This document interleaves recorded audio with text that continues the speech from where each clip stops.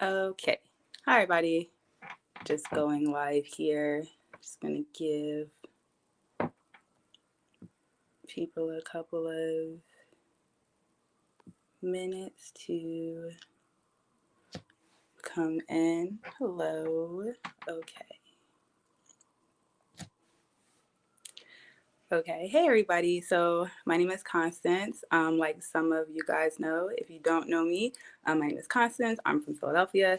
And I'm here to just talk about a little bit about the petition, just kind of what we've been doing, talk about the signatures that we have. It's going to be a quick video just to kind of update some people on what's going on. And if anyone wants to comment and be a part of the discussion or something, you can type and I'll be able to see it and be able to comment and type back. Or if you want to let me know for the next discussion, that's going to be on Tuesday at 7. I'm just going to keep it around this time. You can send me your email and then I can send you a link and then you can get into the stream like that if you want to be a part of it and, say some stuff or what have you. Okay, so I'm going to make this quick. I'm going to get right to it. So the first thing that I'm going to talk about is I just want to thank all the teachers, all the professionals, the therapists, just everyone that's kind of a part of this special needs community that does help our children.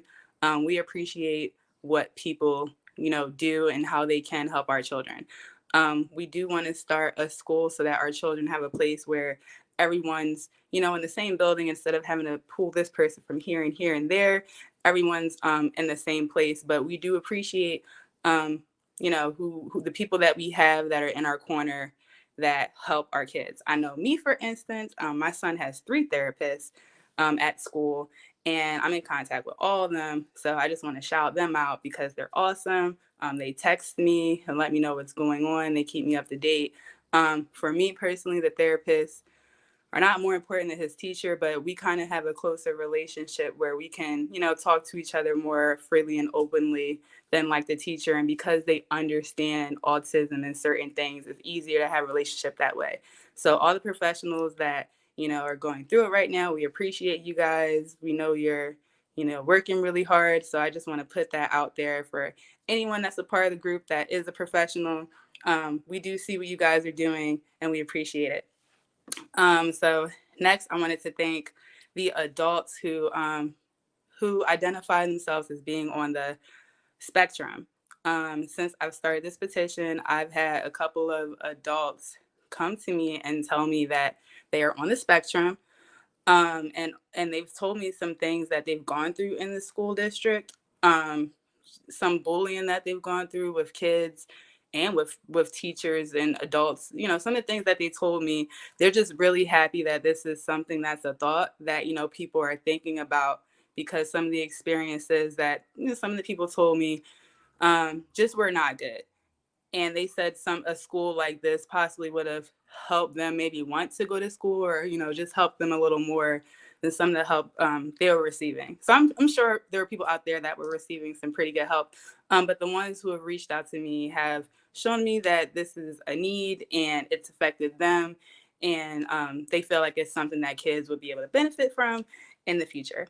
So I just want to thank all the adults who had to experience kind of things when the knowledge and the information wasn't there. So I feel like, they're really, and whoever's watching this, you guys are really the pioneers of what we're doing now, because you kind of had to deal with people learning about autism, accepting it, and people are still doing it more so now than before. So just everything that you guys had to deal with, we appreciate it. We needed it. We love the advocacy. Thank you guys, and thanks for keeping it up and sharing that knowledge. So the next thing I just want to talk about is the National Autism Conference. So as some of you guys know, I went to the National Autism Conference. I believe it was the first week of May. Jessica actually helped me out with telling me about that conference like 2 weeks ahead of time, and then I ended up going. It was really, really good, guys.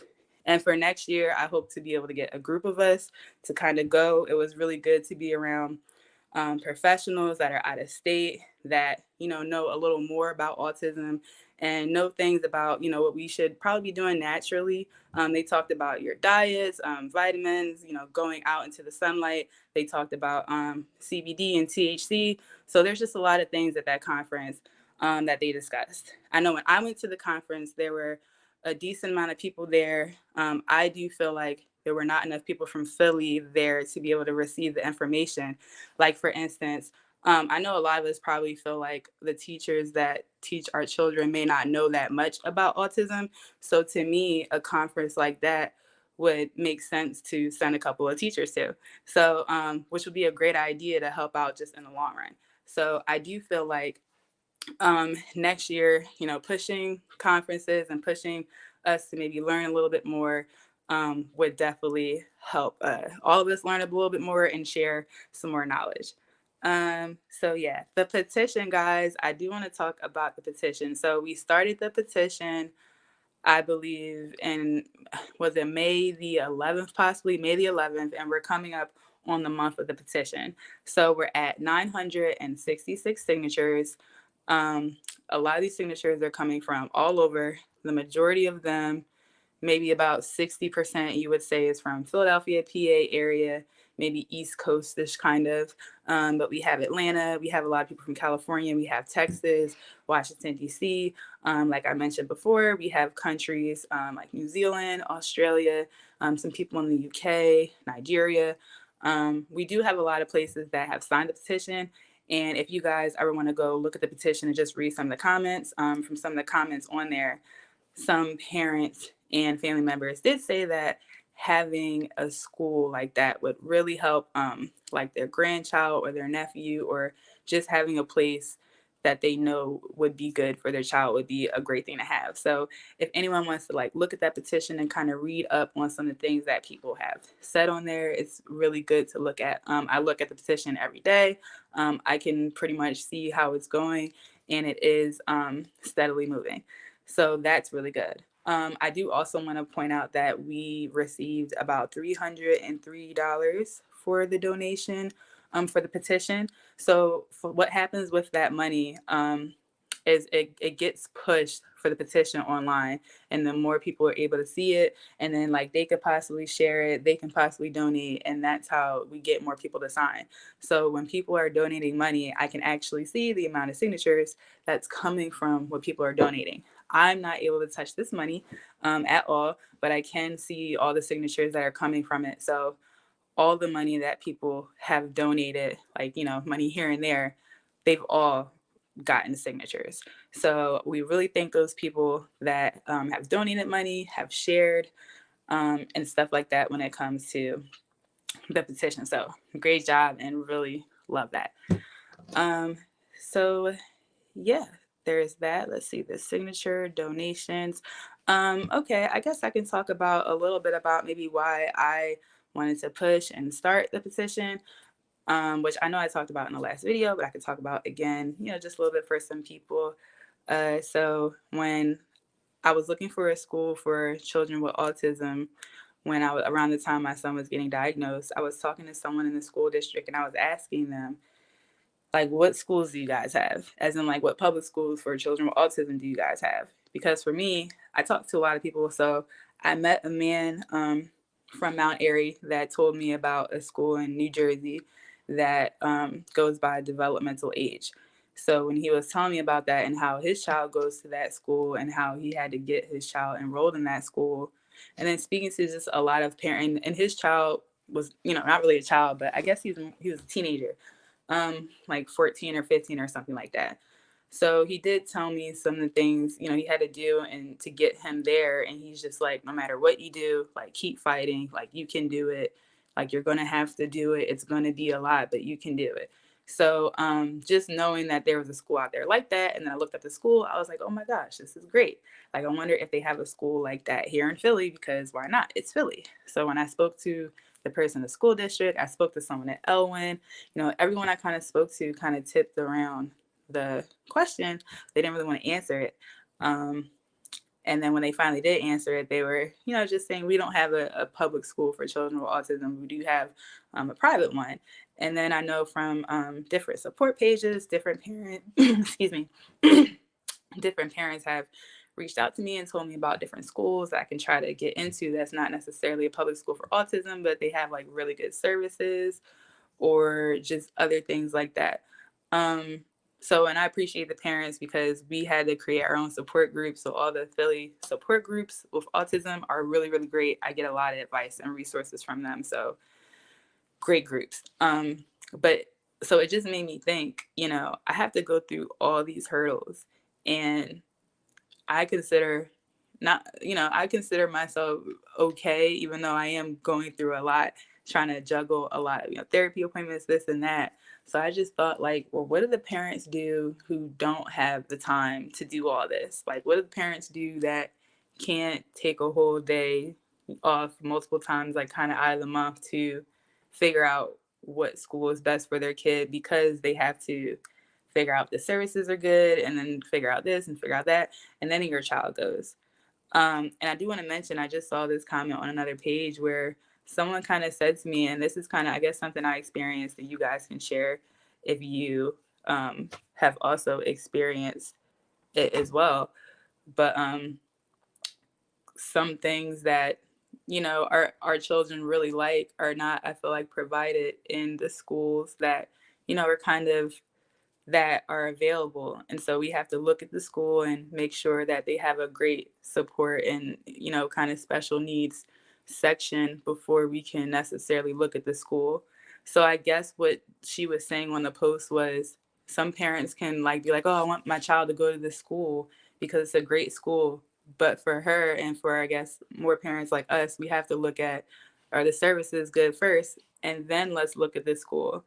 And I guess I've experienced that because schools that I'm like, oh, he's going to go here, he's going to go there, like Germantown Friends, he's going to do this, he's going to do that. Like all of a sudden I'm like, okay, maybe, I have to look at things a certain way and make sure he's getting the support first. So, when she said that, I just thought that, that makes sense. We do look at things a little different. So what if we had a couple of schools, public schools for children with autism, and we can choose from that? Um, so her saying that comment or leaving that comment really resonated with me. So I do have another podcast that I'm working on. I'm going to be working on multiple podcasts, kind of pushing out healthcare, pushing out autism within the Black community, pushing out autism within the Latino community, the Asian community.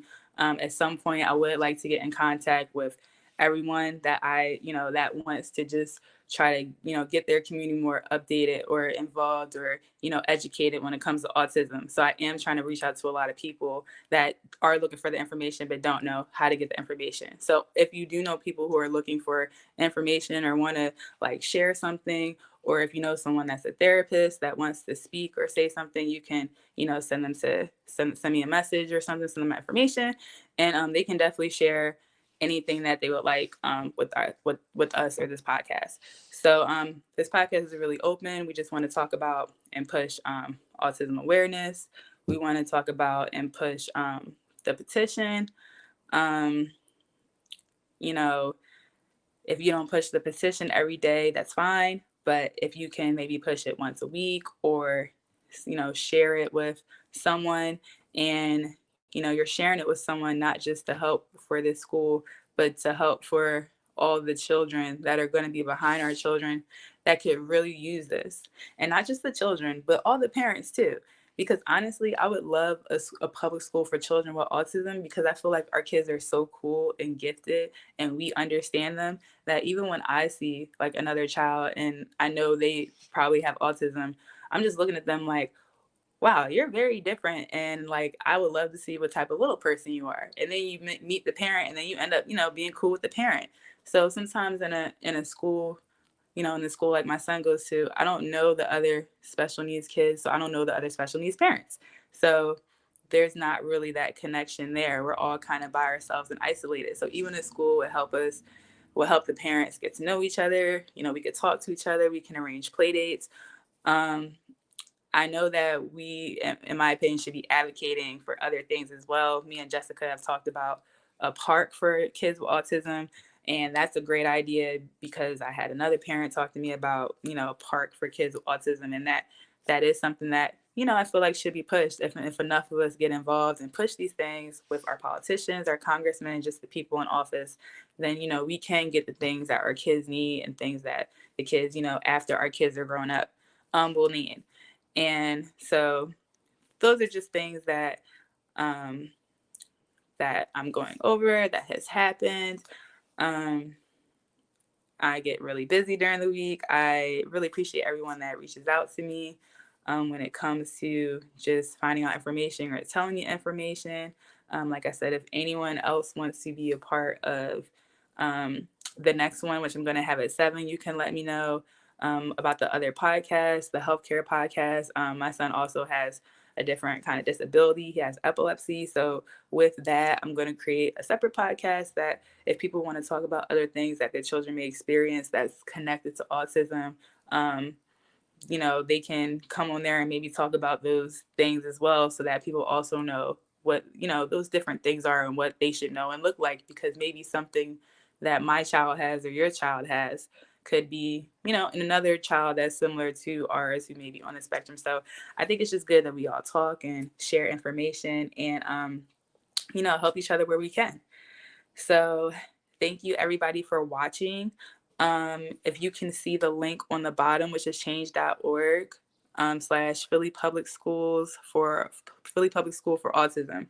So if you can just go there, sign the link, it's quick, share it, send an email. I share this with everyone, my insurance person. I share this with everyone. Also, if anybody wants a flyer, it has a QR code on there. So when I do get a team kind of together, when people start reaching out more and we create a team, I do have flyers that we can print out and send to grocery stores, send to, places that people can just take a picture of the QR code and then it'll take them right to our Facebook page, and then it'll also take them right to the petition.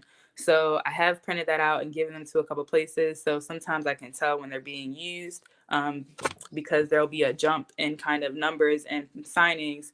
It'll go from like 927 to like, 937 within maybe like 20 or 40 minutes or something. You can see all these names. And then I also just want to shout out all the families that get their whole families to sign the petition, because that's just awesome. You can see just, the same last name and how passionate people are about what we're doing. I think one family, maybe 5 of them had signed, and it was just a lot of them. So I appreciate those people, and I hope they do find this Facebook page and they can reach out to us and let us know, anything. And I just do want to mention that there are people who have reached out to me and told me about the public schools for autism in their counties or in their cities. Some of them have multiple ones, some of them have one, some of them have a public, I guess, special needs or public school for autism for pre-K. So there are places that have pre-K, elementary, high school, so the things, what we're advocating for, pretty much what people are telling me is not impossible. And they're saying it's not something that can't be done. So because we know that it can be done and this system works in other places and for other people in this own country, it can work here for us. So thank you guys for tuning in, and I will talk to you guys next time.